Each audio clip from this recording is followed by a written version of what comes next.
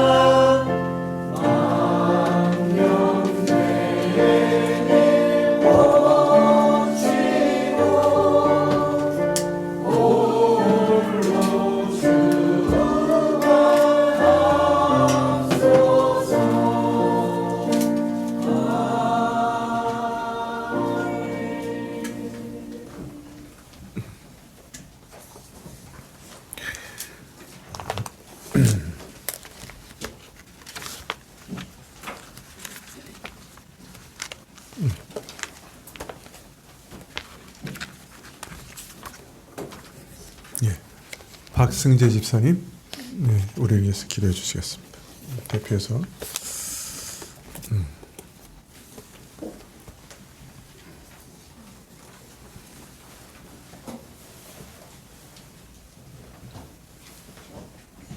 기도드리겠습니다. 참 진리요 만물을 창조하신 아버지 하나님, 죄로 물든 저희를 긍휼히 여기시고 필요를 채워주시니 감사합니다. 그럼에도 불구하고 저희는 또 주님께 애원합니다. 저희 건강을 위해, 산업을 위해, 진로를 위해 기도하고 또 기도합니다. 우리의 기도가 주님 보시기에 참으로 좋으신 기도인지 저희로 하여금 돌아보게 하여 주옵소서. 주님, 또 한 해를 마무리하는 시기가 찾아왔습니다.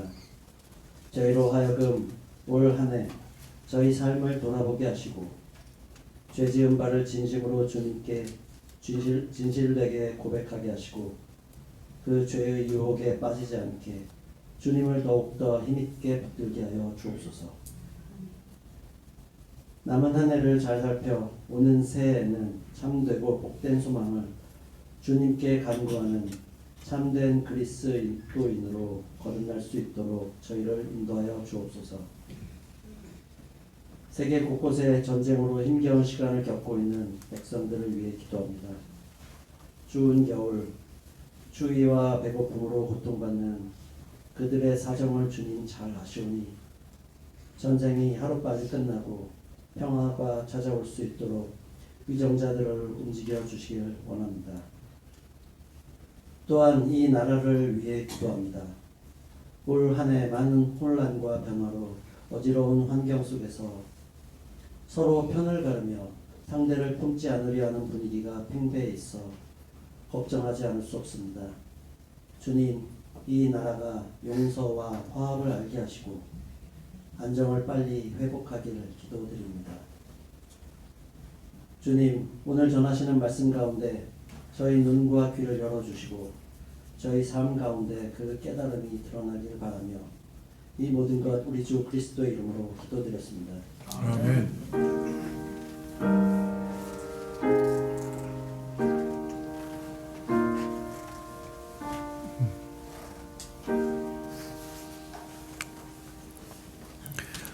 예, 말씀은 열왕기상 13장 11절부터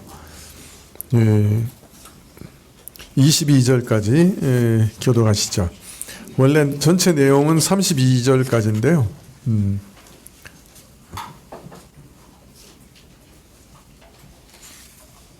22절까지만 교독하시죠. 13장 11절부터 22절까지.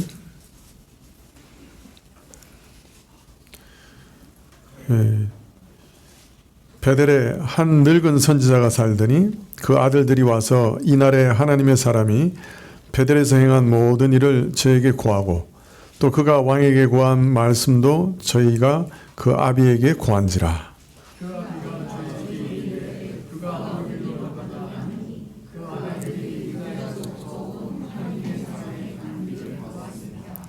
저가 그 아들들에게 이르되 나를 위하여 나귀의 안장을 지우라. 저희가 나귀의 안장을 지우니 저가 타고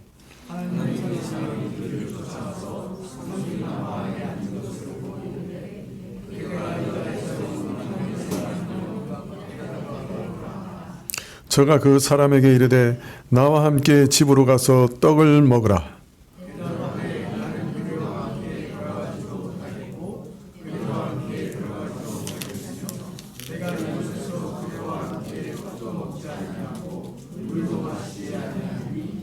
이는 여호와의 말씀이 내게 이르시기를 내가 거기서 떡도 먹지 말고 물도 마시지 말며 또 내가 오던 길로 돌아가지도 말라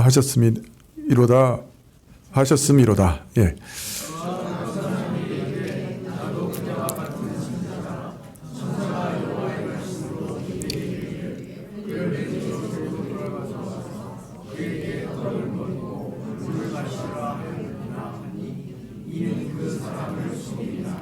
이에 그 사람이 저와 함께 돌아가서 그 집에서 떡을 먹으며 물을 마시니라.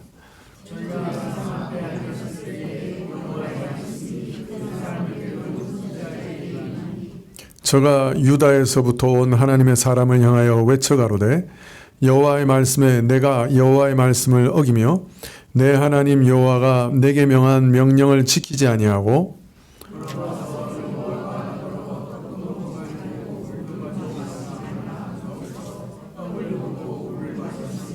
내 시체가 내 열조의 묘실에 들어가지 못하리라 하셨느니라 하니라.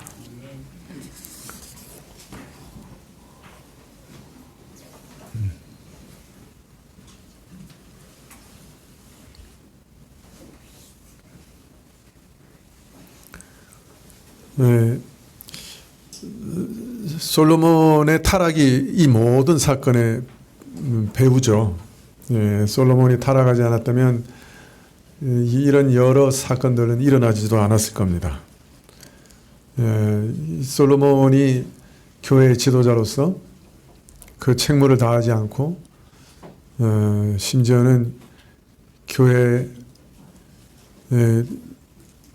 참 믿음을 짓밟고 우상을 숭배하고 그 맡긴 백성들을 오도한 잘못 인도한 그 악이 지금 이런 큰 후가를 가져온 것이죠. 솔로몬의 죄악의 결과 이스라엘은 두 쪽으로 나누어졌고 10지파는 여로보암에게 맡겨졌습니다. 하나님께서 처음 여로보암에게 북이스라엘 10지파를 맡기실 때는 다윗과 같은 믿음으로 치리해 주기를 바라셔서 그래서 이스라엘을 믿음 가운데 참 온전히 세워가게 하시기를 바라셔서 여로보암에 맡기셨는데 이 여로보암이라는 사람은 참 그 하나님의 선하신 의도를 처음부터 완전히 짓밟아 버립니다. 단 한 가지, 아직 일어나지도 않은 염려 때문에 절기 때마다 백성들이 예루살렘에 올라가는 그 일이 걸려서 단과 베델에 불법 성소를 짓고 금송아지 우상을 만들고 자기 마음대로 제사장과 절기를 만들고, 그래서 이스라엘의 신앙을 완전히 패격해 했습니다. 여우를 피하다가 호랑이를 만난 격이라 이스라엘을 악한 지도자에게 구해내어 신실한 백성으로 세우기 위하여 새로운 지도자를 구하셨는데 그 사람은 오히려 한술 더 떠서 완전히 백성들의 신앙을 망가뜨리고 만 것이죠. 하나님께서는 이 베드완 왕을 그래도 완전히 버리실 수는 없었습니다. 비록 또 다윗 왕가에서 떨어져 나갔지만 북이스라엘을 완전히 버리실 수는 없었습니다. 그래서 무명의 선지자 한 사람을 유다로부터 베델레에 보내셨습니다. 때마침 그곳에서 제사 지내던 여로보암을 쳐서 예언하게 하시고 표적을 보이셨습니다. 예언의 내용은 놀랍게도 300년 후에 요시아 왕에 대한 예언이었습니다. 유다의 장차 요시아라 이름하는 왕이 일어나 베델에 제단을 헐고 제사장과 제단을 멸하리라 하는 예언이었죠. 이러한 예언을 참 그 거짓된 제단에서 제사 지내다가 들은 여로보암은 노하여 선지자를 잡으라고 손을 틀었는데 그 손이 갑자기 말라버렸습니다. 이러한 이적적인 치심을 당한 여로보암은 또 선지자에게 기도해 주기를 부탁했고, 선지자가 기도하자 또 마른 손이 금방 나음을 입었습니다. 이러한 표적은 선지자를 보호하시기 위한 표적이었고, 또 이 선지자를 보내신 이가 누구인지를 분명히 드러내시는 표적이었습니다.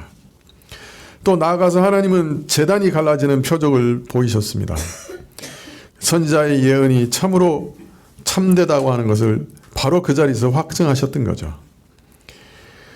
선지자를 통해 나타난 이런 신적 권능에 압도된 여로보암은 바로 태세를 전환합니다. 선지자를 자기 집으로 초대하면서 참 예물을 주겠다고 예의를 표합니다. 그러나 선지자의 반응은 매우 단호했죠. 하나님의 명령에 따라 자신은 왕과 함께 갈 수 없고 베델에서는 떡도 먹지 못하고 물도 마시지 못하며 심지어 왔던 길로 되돌아가서도 안 된다고 하나님이 명하심을 알립니다. 우상 숭배의 중심지가 된 베델이 가증한 곳이 되고 말았기 때문에 물도 마시지 않고 떡도 먹지 말라고 하시는 엄한 명령을 들었던 것이죠. 오늘 말씀은 이 사건의 나머지 부분입니다. 근데 우리가 이제 끝까지 다 읽어보지 못했지만은 다 보셨죠? 읽어보시면 알겠지만은 정말 이해되지 않는 사건입니다. 어떻게 이해해야 될지 참 당혹스러운 사건이기도 합니다. 하여튼 사건의 개요를 살짝 살펴보십시다. 11절에 베델에 한 늙은 선지자가 살더니, 그때 베델에 계속해서 살고 있었던 한 늙은 선지자가 있었다. 근데 그 아들들이 그 여로보암이 제단에서 남유다 선지자와 조우한 사건을 다 봤어요. 그래가지고 그걸 가지고 와서 아비에게 다 얘기해 줬어요. 그러자 12절에 그 아비가 저에게 이르되 그가 어느 길로 가더냐 하니 그 아들들이 유다에게서부터 온 사람 하나님의 사람의 간 길을 보았습니다. 그 사건을 듣자마자 왜 그랬는지 모르는데 이 베델에 있는 늙은 선지자는 야, 그 유다에서 온 선지자가 어디로 가냐? 어느 길로 가냐? 물어봤던 거죠. 13절에 저가 그 아들들에게 이르되 나를 위해 나귀의 안장을 지우라. 저희가 나귀의 안장을 지니 저가 타고 하나님의 사람의 뒤를 쫓아 상수리 나무 아래 앉은 것을 보고 이르되 그대가 유대에서 온 하나님의 사람이뇨? 대답하되 그러하다. 자, 아들들에게 선지자가 어디로 돌아갔는지 그 길을 알아본 다음에 나귀에다 안장을 채워가지고 쫓아갔어요. 요새 같으면 집에 있는 자가용 시동을 걸고 쫓아간 거예요. 가다가 보니까 유다로부터 온 선지자가 상수리 나무 아래 앉아 있습니다. 상수리 나무는 뭐죠? 예? 상수리 나무? 도토리 나무인데 우리 도토리 나무는 작잖아요. 여기서 나오는 이 상수리 나무는 엄청 커요. 그래서 그늘이 아주 커서 이렇게 쉬기가 좋고 뭐 어떤 집 땅의 위치를 알릴 때도 어느 상수리 나무 뭐 이렇게 할 정도로 이렇게 굉장히 큰 나무들이거든요. 그 상수리 나무 아래 이제 잎이 무성하니까 이제 앉아 있었던 거죠. 자, 그런데 16절에 보면 이곳에서 그대와 함께 떡도 먹지 아니하고 이렇게 얘기하는 거 보니까 이곳이라고 해요. 그러니까 아직 이 상수리 나무가 있는 위치가 베델에서 벗어났어요? 못 벗어났어? 아마 북이스라엘 하여튼 베델이나 북이스라엘에 벗어나지는 못했어. 남유다로 못 넘어간 거예요. 그러니까 아직 베델이나 북이스라엘 지경에 있는 거예요. 예. 그러니까 좀 빨리 갔으면 좋은데 왜 또 거기 서서 앉아서 쉬었는지 모르겠어. 아마 떡도 마시지 말고 뭐 먹지 말고 물도 마시지 말라 그랬으니까 굉장히 그 피곤했던 모양이에요. 이제 힘들고. 그러니까 이제 거기 그냥 앉아서 있었던 거예요. 쉬었죠. 예. 참. 왜 거기 쉬었는지 몰라. 예. 자, 그런 다음에 그 상수리 나무 아래에서 늙은 선지자가 당신이 유대에서 온 사람 맞냐? 그러니까 맞다. 유대에서 온 사람인 걸 확인한 다음에 15절에 저가 그 사람에게 이르되 나와 함께 집으로 가서 떡으로 먹으라. 대답하되 나는 그대와 함께 돌아가지도 못하겠고 그대와 함께 들어가지도 못하겠으며 내가 이곳에서 그대와 함께 떡도 먹지 아니하고 물도 마시지 아니하리니 이는 여호와의 말씀이 내게 이르시기를 내가 거기서 떡도 먹지 말고 물도 마시지 말고 내 오던 길로 돌아가지도 말라 하셨습니다. 여호와 하나님이 명령하신 것을 그대로 다시 반복하죠. 그래서 당신이 아무리 권해도 나는 당신 집에 가서 물도 마시지 못하고 떡도 먹지 못합니다. 왜? 하나님이 그렇게 명령하셨습니다. 라고 대답을 합니다. 18절에 저가 그 사람에게 이르되 나도 그대와 같은 선지자라. 천사가 여호와의 말씀으로 내게 이르기를 그를 내 집으로 데리고 돌아가서 그에게 떡을 먹이고 물을 마시오라 했느니라 하니 이는 그 사람을 속임이라. 이에 그 사람이 저와 함께 돌아가서 그 집에서 떡을 먹으며 물을 마시니라. 정말 이상해요, 이 선지자. 야, 나도 너하고 똑같은 선지자야.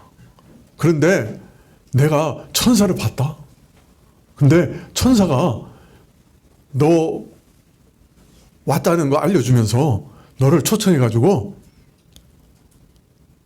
우리 집에서 먹고 마시라고 하라고 그렇게 천사가 알려줬어. 이 선지자가 솔깃했을까요? 솔깃하지 않았을까요? 예? 자기가 이까지 온 걸 어떻게 알았어? 그죠? 근데 누군가가 막 급히 쫓아온 거야. 그러면서 천사가 계시해 주셨어. 그리고 야, 물 마시고 떡 먹으래. 지금 아주 물 마시고 싶어서 죽을 지경이고 떡 먹고 싶어서 그냥 고나여가지고 상수리 나무 앉아가지고 그냥 피곤해가지고 헐떡거리고 있는데 이거 나귀까지 타고 와서 그냥 가자고 하니까 홀딱 넘어갔는 거예요. 우리는 어떻게 했을까? 네? 괜찮았을까? 아니야, 나는 하나님의 말씀대로 가야 돼. 그랬을까? 아니면 천사가 나타나서 너 있는 걸 알려주고 너를 데리고 와서 대접하라고 했어. 10중 8구? 네? 넘어갔을 가능성이 많죠. 이 선지자 이상해. 근데 그게 거짓말이라는 거예요. 네? 거짓말로 했다는 거예요. 속인 거야. 속였는데 그 속임에 그냥 넘어간 거야. 누구 잘못이야?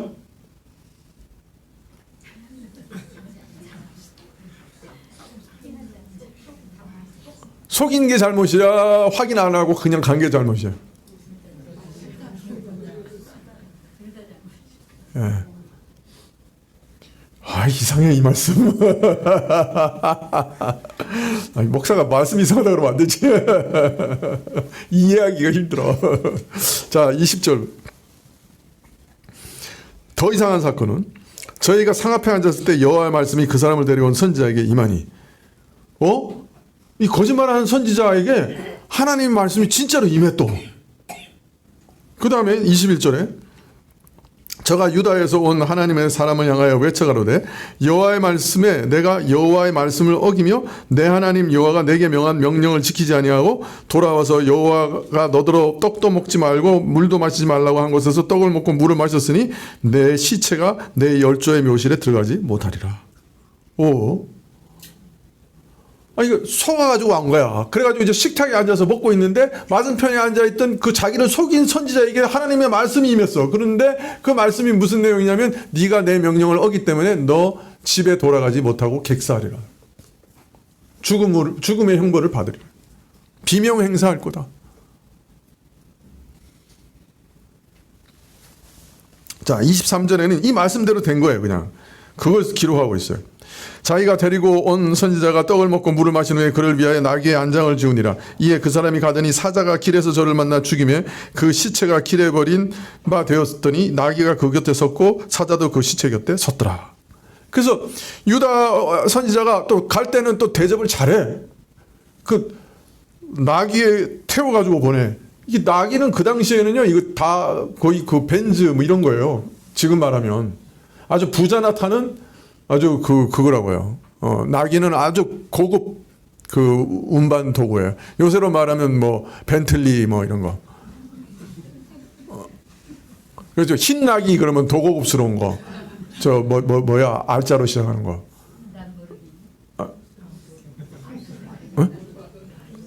롤스로이스. 흰 나귀 그러면 이제 롤스로이스. 여기는 흰나귀는 흰나귀는 아니었던 것 같아요. 아직 흰나귀가 안 나왔어요. 여기는 이제 벤즈. 이제 벤즈를 태워서 보낸 거야. 가다가 누구를 만났어? 예? 라이온. 또 사자 그러면 또 뭐 천사인지 이렇게 헷갈릴 수 있는데 사자가 와서 덮쳐가지고 죽여버린 거예요.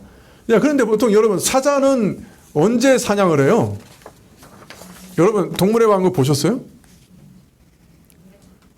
사자 곁에서 얼룩말이 이렇게 막 돌아다니는 거 그런 거 보셨어요? 어떻게 얼룩말이 사자 곁에 막 이렇게 돌아다니죠? 여러분은 진짜 중요한 걸 잘 안 보시는군요. 동물의 왕국 보세요. 재밌어요. 그 사자 옆에 얼룩말들이 왔다 갔다 해요. 그런데 얼룩말들이 알아요. 저놈이 지금 방금 한 마리 잡아먹었기 때문에 나를 절대로 잡아먹지 않아. 그래서 그 근처에서 어슬렁거려요. 진짜로. 사자는 배고파야 사냥을 합니다. 그런데 오늘 사건은 뭐예요? 사냥을 했는데 안 잡아먹었어. 더욱이 이 선지자가 타고 가던 나귀도 안 잡아먹었어. 그러니까 배고프지도 않은데 사냥을 한 거야. 이거는 사자의 본성을 어기는 일이야. 그리고 그래도 본성을 어기서 사냥을 했으면 먹어야지. 근데 그 선지자도 안 먹고 그 다음에 심지어는 나귀도 안 먹었어. 그리고 더하여서 시체를 지키고 있어. 이 사자가. 이거는 어떤 죽음이라고? 보통 죽음이 아니지. 그죠? 이거는 이적적인 죽음. 웃으면 안 돼. 이적적인 죽음인 거예요. 이적적인 죽음. 25절. 지나가는 사람들이 길에 버린 시체와 그 시체 곁에 선 사자를 보고 그 늙은 선지자가 사는 성읍에 와서 말한지라. 그 사람을 길에서 데리고 돌아간 선지자가 듣고 말하되 이는 여호와의 말씀을 어긴 하나님의 사람이로다. 여호와께서 그에게 하신 말씀과 같이 여호와께서 그를 사자에게 붙이심에 사자가 그를 찢어 죽였도다. 지나가던 사람들이 그 광경을 보고 또 성에 와서 얘기를 하니까 노 선지자는 단번에 알아요. 그 하나님의 사람이 죽었구나. 하나님 치셨구나. 즉각 알아채요. 그리고 자기 입으로 그에게 전했던 하나님의 말씀이 그대로 성취되었기 때문에 그 죽음을 당한 사람은 선지자다. 그냥 단정을 합니다. 그리고 나서 27절에 이에 그 아들들에게 말하여 가로되 나를 위하여 나귀의 안장을 지으라. 저희가 안장을 지으매 벤즈가 한 대 더 있어요. 저가 가서 본즉 그 시체가 길에 버림받았고 나귀와 사자는 그 곁에 서 있는데 사자가 시체를 먹지도 아니하였고 나귀를 찢지도 아니하였더라. 참 이상한 광경을 보게 된 거죠. 29절에 늙은 선지자가 하나님의 사람의 시체를 떠들어 나귀에 실어가지고 돌아와 자기 성읍에 들어가서 슬피 울며 장사하되 곧 그 시체를 자기 묘실에 두고 그를 위하여 슬피 울며 가로되 오라 나의 형제여 하니라. 이상해. 자기가 속여놓고 자기가 또 죽을 걸 예언하고 또 죽으니까 또 가지고 와서 이번에는 또 내 형제라고 또 슬퍼해. 그리고 자기 무덤에 장사를 해.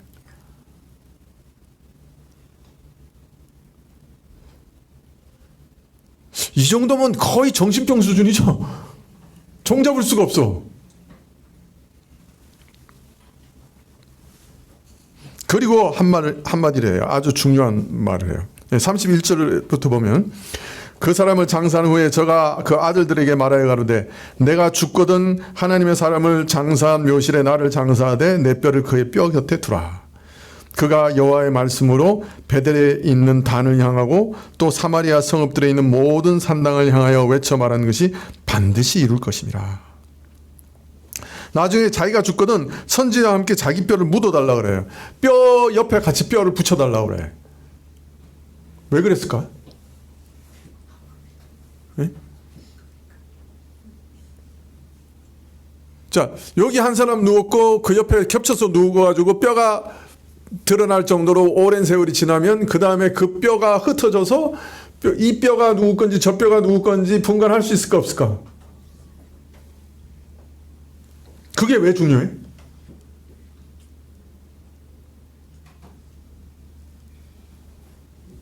이렇게 흥미진진한 사건인데 재미가 없어요? 이렇게 흥미진진한 사건이 어디 있어요? 왕하 23장 16절에 보면요. 하나님이 주신 예언대로 요시아가 베델의 단을 불사르고 파괴할 때 무덤들에서 해골들을 취하여다가 단 위에 불살라 그 단을 더럽게 하였다. 그런데 그 와중에 이 무덤은 이 선지자의 무덤의 비석을 보고 유다에서 왔던 하나님의 사람의 묘실인 것을 확인하고 그 무덤을 보존했다. 그렇게 기록되어 있습니다. 그러니까 나중에 요시아가 베델의 제단을 더럽힐 때 어떻게 했다는 거예요? 무덤에 가서 다 그 뼈를 해골들을 가져와서 그 단 위에서 불태운 거예요. 그런데 그 무덤에 가서 해골들을 꺼낼 때 어디서 멈췄어? 이 하나님의 사람을 장사한 무덤에 멈춘 거죠. 그리고 그 무덤에 누구 뼈가 또 같이 있었어? 네? 늙은 선지자의 뼈도 같이 있었던 거지. 분간이 안 돼. 그래서 그냥 같이 보존하게 된 거죠. 자, 사건의 개요는 이렇습니다. 근데 무슨 의미죠? 이 사건은?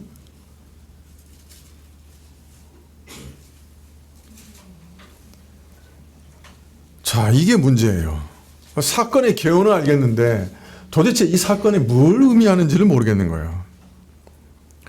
1차적으로 볼 때 유다에서 온 선지자가 이렇게 비참한 죽음을 맞이할 만한 뭔가 대단한 잘못을 했나요?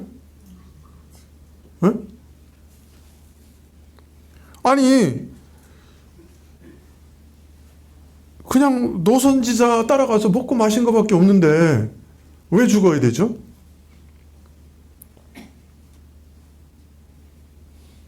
아니 그리고 이 사람이 먼저 노선지자가 와가지고 우리 집에 가서 먹고 마십시다 그럴 때 이 사람이 어떻게 했어요? 지조를 지켰어 안 지켰어? 처음에 지켰잖아. 하나님께서 그런 말씀하셨기 때문에 난 못 갑니다 그랬잖아.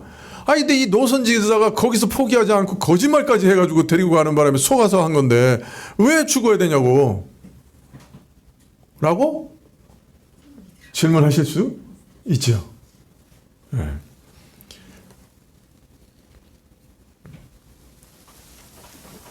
근데 더 당혹스러운 거는 노선지자의 행동이에요. 왜 그 사람은 거짓말까지 해가지고 속였지? 왜 하나님 말씀을 이렇게 어기게 한 거예요? 정말 이상하죠? 근데 왜 선지자를 속인 이 사람에 대해서는 하나님께서 형벌을 안 내리셔? 먹고 마신 사람은 사자를 보내서 죽이셨는데 이 노선지자는 더 악하잖아. 이 사람이 속인 거 아니야. 그러면 공평하게 하려고 하시면 노선지사는 하늘에서 벼락이 떨어져서 즉사해야지. 그래야 안 그래요? 지금 이해가 돼서 끄떡이시는 거예요? 아니면 졸려서 끄떡이시는 거예요? 이해가 되시는 거예요? 다들 눈 감고 끄떡이시니까 제가 이게 지금 졸려서 끄떡이시는 건지 지금 이해가 되셔서 끄떡이시는지 알 수가 없어요. 여기서 하나라도 삐끗하면 이상하게 됩니다. 여기서 빼먹으시면 안 되는 거예요. 지금 이게 논리적으로 지금 설교를 하고 있는데 진짜 이상한 거는 노선지자도 이상하고 노선지자의 행동을 그냥 내버려 두시는 하나님도 이상하고 아무 형벌도 안 가하시는 것도 더 이상하고 그리고 무엇보다 행동이 앞뒤가 안 맞아. 먼저는 일부러 속여가지고 먹고 마시라고 한 다음에 또 그 선지자를 앞두고 하나님의 말씀을 또 대언해. 그래가지고 내가 내 조상의 묘실에 묻히지 못하리라 책망을 해. 이게 앞뒤가 안 맞아. 자기가 속여놓고 속아 넘어간 사람을 하나님의 말씀으로 정죄하고 있어. 이게 있을 수 없는 일 아닙니까? 또 하나님의 사람이 사자에게 죽었다는 소식을 듣고 죽은 선지자를 또 가서 내 형제요 하고 울부짖으면서 데리고 와서 자기 무덤에 묻어. 또 이건 또 무슨 짓이야? 울긴 또 왜 울어?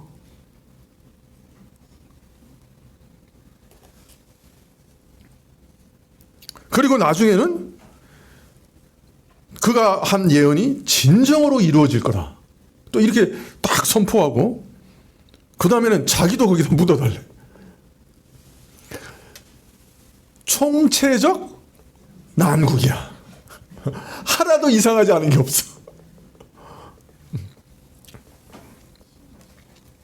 어떤 주석가는요, 이 늙은 선지자가 왜 이렇게 거짓말하고 끌고 와가지고 밥을 먹였냐. 가만히 보니까 예언이 분명히 이루어질 건데 나중에 예언이 이루어질 때 자기 뼈가 보호를 못 받는 거야. 이 선지자 예언대로 이루어지면. 그래서 죽은 후에 자기 뼈를 보호하기 위해서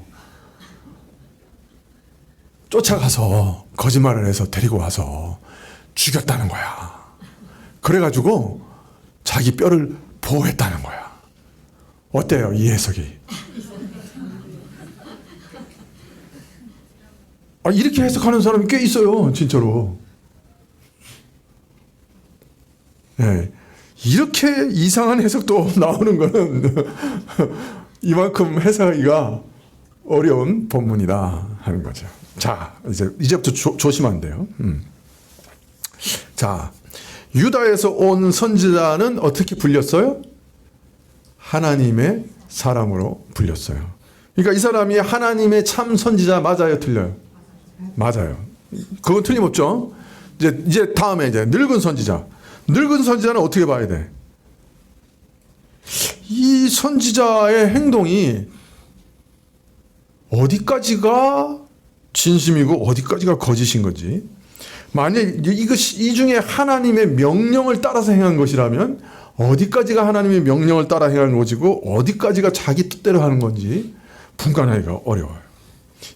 이 사람이 하나님의 선지자인지 가짜인지도 분별하기가 어려워요. 그리고 이 사람이 처음에는 사단에게 속았다가 그래서 거짓말을 했다가 나중에 회개한 것인지 아닌지 그것도 분간하기가 어려워요. 그죠?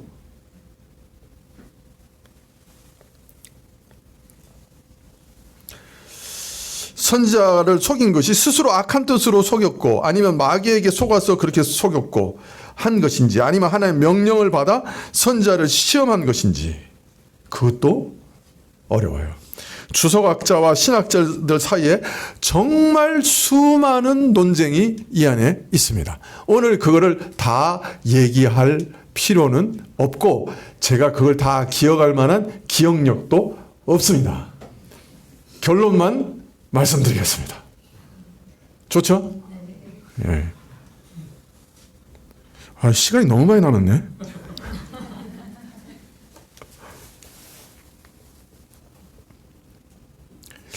이 전체적인 흐름이 혼란스럽지 않고 일관된 어떤 흐름이 있으려고 하면 이 늙은 선지자가 하나님의 사람이 아니라고 생각하면 해결할 길이 없어요. 다 어디서부터가 가짜고 어디서부터 진짜고 어디서부터가 악한 영이고 어디서부터가 진짜고 헷갈리는 거예요. 자, 그런데 만일 이 늙은 선지자도 하나님의 사람이라고 인정하면 어떤 결론을 얻게 됩니까? 유다에서 온 사람은 분명히 하나님의 선지자예요. 자, 그런데 이 늙은 선지자도 정말 하나님의 참 선지자였다고 하면 어떤 결론에 이르게 됩니까? 하나님께서 늙은 선지자를 통해서 남유다에서 온 선지자를 시험한 사건이다가 되는 거죠.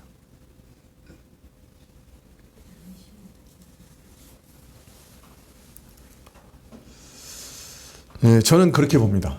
그래야 이게 일관성이 있어요. 안 그러면 늙은 선지자는 반 미치광이야. 그죠? 그럼 일관성이 없어지는 거예요.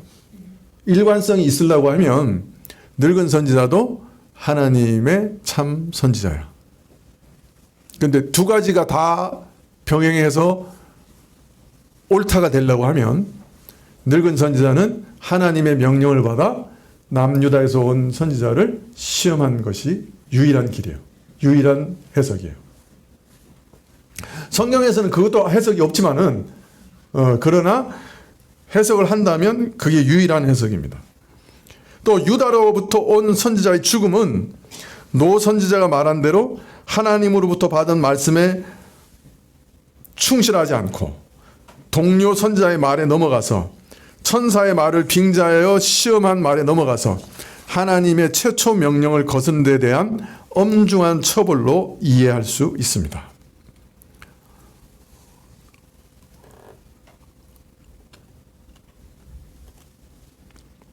누가 와서 새로운 계시가 주어졌다고 해도 첫 계시를 뒤집으면 안 되는 거였어요. 처음 하나님께서 주신 말씀을 끝까지 지켜야 했어요. 다른 선지자가 하나님의 이름을 빙자해서 명령을 부정해도 그 말을 들어서는 안 되는 명령이었어요. 그가 죽은 것은 경솔하게 그가 받은 말씀을 버리고 동료의 말에 귀 기울인 것에 대한 엄중한 책임 물음이었어요. 왜? 하나님이 처음 주신 여로보암에 대한 선포는 매우 엄중해서 결코 변동되거나 변개되지 않을 말씀이었던 거죠. 그래서 엄중함을 보이기 위해서 하나님께서는 엄중한 책임을 물으신 거예요.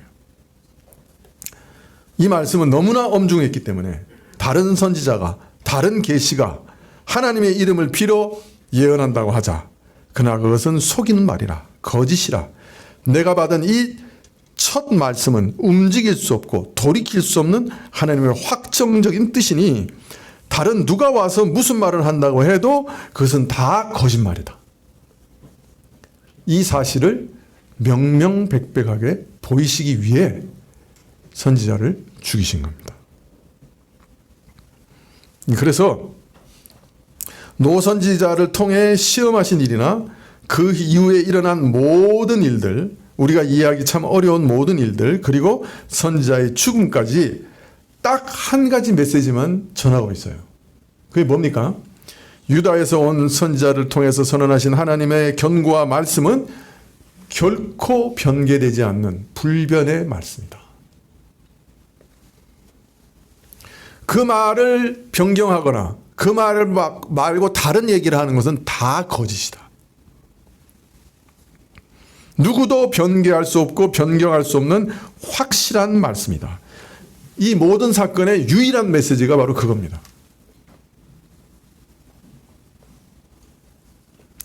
노 선지자가 선언한 비참한 죽음이 즉각적으로 사자를 통해 실현된 것도 사실은 이 말씀은 불변이다라고 하는 하나의 표적일 뿐인 거예요.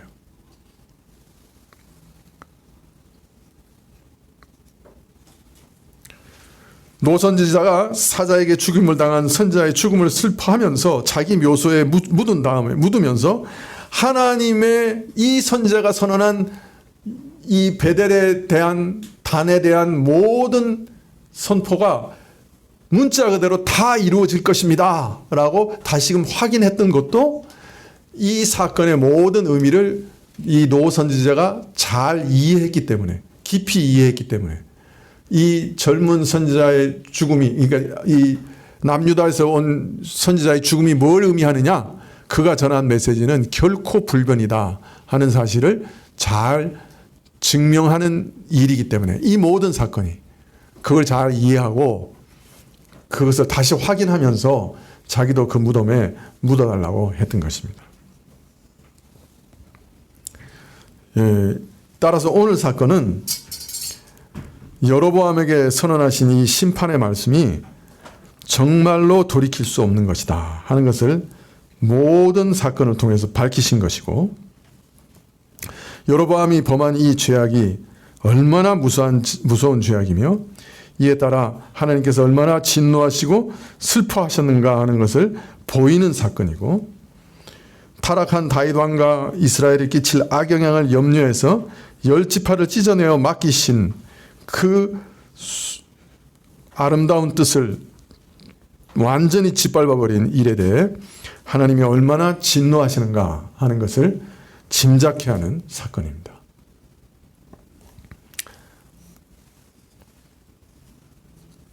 속이 후련하지 않으시죠? 여기서부터가 문제죠. 자, 그러면 이제 새로운 질문이 떠오릅니다. 만일 이것이 올바른 해석이라고 하면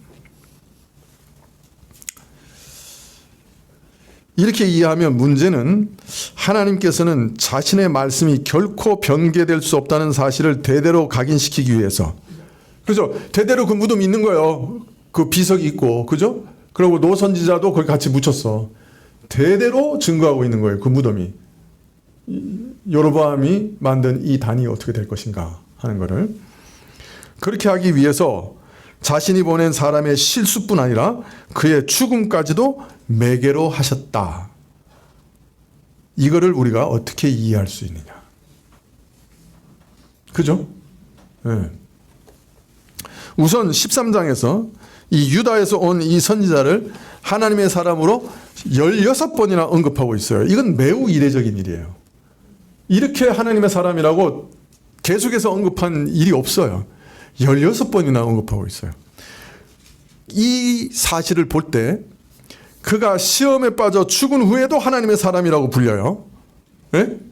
예, 그걸 볼 때 비록 시험에 넘어졌지만 그는 하나님이 보내신 참 선지자고 진짜 하나님의 사람이에요. 그걸 강조하고 있어요. 따라서 이 선지자의 영원한 운명은 어떻다? 예? 이 선지자의 영원한 운명은 염려할 거 없다. 어디 갔어? 천국 갔죠. 낙원에 갔죠. 예. 자, 우리가 천국 가면 이 선지자 만날까 못 만날까? 그때 제일 먼저 할 일은 이름을 물어보는 거. 무명시야 이 사람 아직. 이름이 궁금해. 예. 예. 천국 가서 만날 거예요. 예. 아이, 그때 다 알아봐요. 염려하지 마세요. 가서 그냥 이름 물어보시면 돼요. 예. 그리고 내가 이 본문 읽을 때 매우 슬퍼했다고 이렇게 알려주세요. 예. 그러시면 돼요. 예. 예. 자, 그런데 하나님께서는 이처럼 자기 선지자, 자기 사람의 죽음도 메시지로 사용할 수 있으신가요? 이게 오늘 제일 중요한 질문입니다. 답합니다. 있습니다. 있습니다.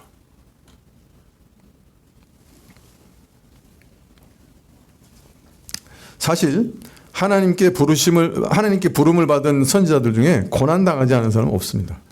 호세아 선지자는 어떤 명령을 받았어요? 그 땅에서 가장 음란한 여자를 아내로 맞이하라. 젊은 사람들 걱정하지 마세요. 여러분 절대로 이런 계시 안 와요. 이거는 구속사적인 사건이에요. 홍해가 몇 번 갈라졌어? 예? 요단강 갈라지고 홍해는 한 번. 예. 홍해가 2번 갈라졌나요? 예, 구속사적인 사건이에요. 구속의 의미를 보이기 위해서 딱 한 번 있었던 사건. 예, 하나님께서 창녀 같은 우리를 여전히 사랑하신다는 걸 보이기 위해서 창녀 같은 여인하고 결혼하라고 하시는 이 명령은 구속사적인 사건이에요. 딱 한 번만 있으면 돼. 2번 시키실 필요가 있다 없다? 없어요. 젊은 사람들 신앙 좋으면 이런 명령 받을까 봐 두려워할 필요 있다 없다? 없어요. 그냥 사랑하고 좋아하는 사람하고 결혼하세요. 예. 구속사적인 사건이지만 당사자는 어때? 당사자는 결혼한 사람인데 매일 다른 남자애를 패가지고 오는 거야. 그래서 로암이 내 백성이 아니고 내 아들이 아니고 내 새끼가 아니고 그런데도 또 끊임없이 좀 나하고 같이 살자. 나하고 같이 살자. 호세아는 그런 고난을 당했어요. 이사야는 애굽이 당할 환난과 재앙을 증거하기 위해서 3년 동안 빨가벗고 다녔어요. 옷을 안 입었어요. 그리고 맨발로 다녔어요. 나중에 애굽이 바벨론에 잡혀갈 때 이렇게 끌려갈 거다. 이렇게 비참하게 끌려갈 거다. 3년 동안 그걸 증거하기 위해서 빨가벗고 다녔다니까. 말이 그렇지. 다 미쳤다 그랬을 거 아니야. 그리고 나서 맨 마지막에는 판자 사이에 끼어가지고 톱으로 켜 죽음을 당했어요. 왜 판자 사이에다 놓고 켰을까? 천천히 나무를 키는데 빨리 안 죽이려고 천천히 그런 죽임을 당했어요. 에스겔 같은 경우는 사람을 부정하게 하는 인분을 구워 먹으라는 명령을 받습니다. 사람 똥을 가지고 음식을 끓여 먹어라. 참 가혹하죠. 그 더러운 거를 갖다가 끓여 먹어라. 더 가혹한 건, 더 놀라운 건 이거예요. 에스겔서 24장 16절 이하에 보면 인자야 내가 내 눈에 기뻐하는 것을 한번 쳐서 빼앗으리니 너는 슬퍼하거나 울거나 눈물을 흘리거나 하지 말며 죽은 자를 위하여 슬퍼하지 말고 종용이 탄식하며 수건으로 머리를 동이고 발에 신을 신고 입술을 가리우지 말고 사람의 부의하는 식물을 먹지 말라. 이게 무슨 말이에요? 내가 가장 아끼고 사랑하는 것, 보기만 하여도 기쁘고 즐거운 대상인 아내를 죽이실 거예요. 아내가 죽임을 당할 거다. 그런데 사랑하는 아내의 죽음을 슬퍼하지도 말고 그를 위하여 울지도 말고 애곡하지도 말라. 장례를 위한 음식도 먹지 말고 사랑하는 아내를 잃은 슬픔과 고통을 조용히 속으로만 사겨라. 왜? 이것이 이스라엘이 그 가장 소중히 여기고 사랑하는 성소를 이제 빼앗길 것을 나타내는 표징이 될 거다. 하나의 사인으로 내가 그렇게 할 거다. 아내의 죽음을 메시지 하신 거예요. 메시지화 하신 거예요.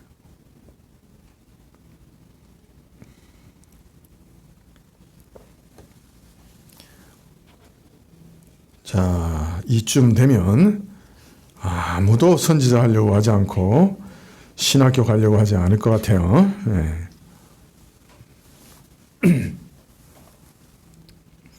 우리는 선지자라고 하면 자, 하나님의 사랑을 많이 받고 은혜를 많이 받은 자라고 생각합니다. 맞습니다.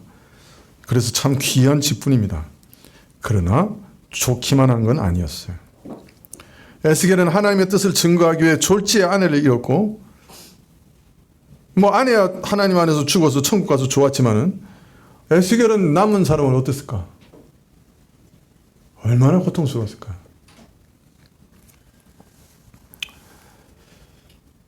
그저 톱으로 썰어 죽임을 당하고 유리방황하여 먹을 것이 없어서 굶주리고 다니고 헐벗고 다니고 사람들한테 돌에 맞아 죽고, 계시의 도구로서 선지자들은 이런 고난을 당했어요. 그런데 그 모든 고난은 사실은 앞으로 오실 참 선지자, 하나님의 사랑을 전달하기 위해서 십자가에서 자기 몸을 찢으신 하나님의 아들의 죽음에, 그 고난에 동참하는 것에 불과했어요.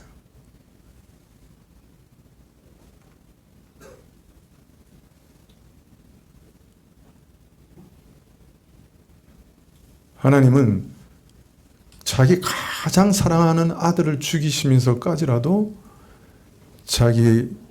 우리를 향하신 자기의 사랑을 메시지로 알리시기 원하셨기 때문에, 동일한 그리스도의 영으로 인도함을 받은 선지자들도 그 그리스도의 죽음의 고난에 동참해서 이런 말할 수 없는 고난을 함께 감당해 나갔던 거예요. 우리가 하도 안 들으니까, 하도 아무리 말해도 안 들으니까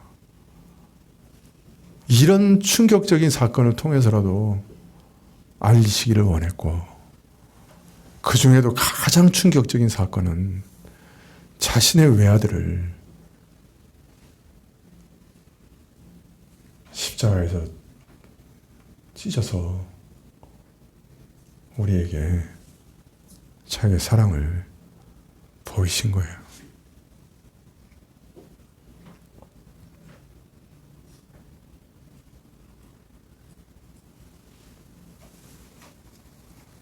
그래서 오늘 유다에서 온 하나님의 사람도 심지어 자신의 목숨도 내어놓고 죽음의 고난을 통해서 하나님의 불변하시는 메시지를 전달하는 도구가 되었던 것입니다. 오늘날도 하나님의 말씀을 전하는 사람은 이런 각오가 있어야 합니다. 죽을 각오를 해야 돼요. 요새 청강도사님 보면 저렇게 잘생기고 저렇게 인물됨도 좋고 성품도 좋고 신랑감은 1등감인데 아무도 목사 사모 안 하겠다고 결혼을 못하고 있잖아요. 이것 또한 선지자가 당할 고난인 줄 믿습니다. 어쩔 수 없어요. 이 시대에 선지자가 당할 고난인 줄 믿습니다. 예. 혹 우리 교회 자매들 중에 구제하고 싶은 사람은 언제라도 저한테 보십시오. 오늘 제가 좀 웃기네요.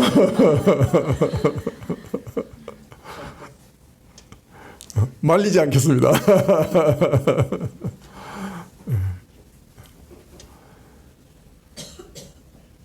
우리에게 이 복음이 전달되기 위해서 얼마나 많은 사람의 피가 뿌려졌습니까? 콜로세움에서 사자의 입에 죽은 사람의 숫자가 얼마나 많습니까? 우리나라도 대동강변에서 목이 잘리면서 그 한자 성경을 나누어주고, 그 참수한 사람이 나중에 집에 도배하는데 쓸 종이가 없어가지고 그 나눠준 성경을 갖다가 도배지로 사용해서 붙였는데, 누워도 성경, 옆으로 굴러도 성경, 나중에 그 성경 말씀 읽고 회개하고 그 교회의 장로가 됐어요. 네, 대동강변에서 참수당하면서 한 번도 복음도 전해보지 못했지만은 그가 혹시 몰라서 던졌던 그 성경은 나중에 열매를 맺고 교회 장로를 세우는 그런 은혜로운 일에 사용됩니다. 복음은 피가 땅에 떨어지지 않으면 열매 맺지 않는 종류의 것입니다. 사실 오늘도 사역자들은 자기 피를 땅에 흘리지 않으면 복음은 사실 열매 맺지 않는다 할 수 있습니다. 그러므로 사역자들을 위해서 많이 기도해 주시길 바라고, 또 우리 자녀들도 이런 영광스러운 복음의 길에 가는 사람이 있다고 하면 박수를 치고 환영해 주시면 좋겠고, 더하여 사모가 되겠다고 하면 박수를 치고 환영해 주시기를 바랍니다. 기도하시겠습니다.